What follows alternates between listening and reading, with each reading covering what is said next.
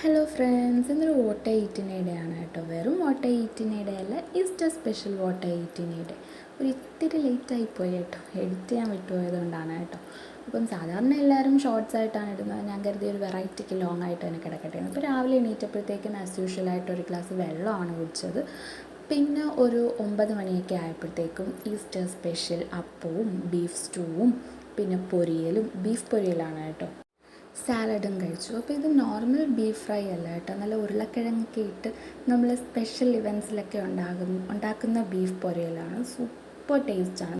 ഇത് നമ്മൾ ഈസ്റ്ററിൻ്റെ തലേ ദിവസം രാത്രി ഉണ്ടാക്കി വെച്ചതാണ് കേട്ടോ. അപ്പോൾ എന്നിട്ട് രാവിലെ കഴിക്കും.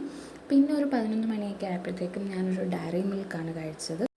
പിന്നെ ഒരു മണിയൊക്കെ ആയപ്പോഴത്തേക്കും നല്ല ബീഫ് ബിരിയാണി കഴിച്ചു കേട്ടോ. അതിൻ്റെ കൂടെ സാലഡ് ഉണ്ടായിരുന്നു, പപ്പടം ഉണ്ടായിരുന്നു, പിന്നെ അച്ചാറും ഉണ്ടായിരുന്നു.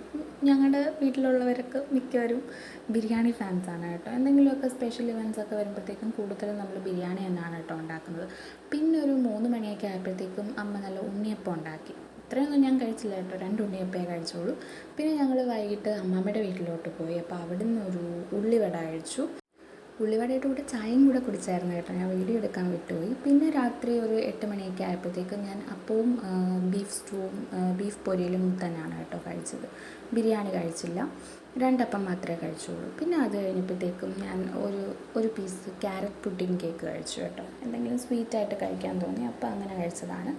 അപ്പോൾ ഇത്രയേ ഉള്ളൂ വോട്ട് എയ്റ്റിനേടെയും.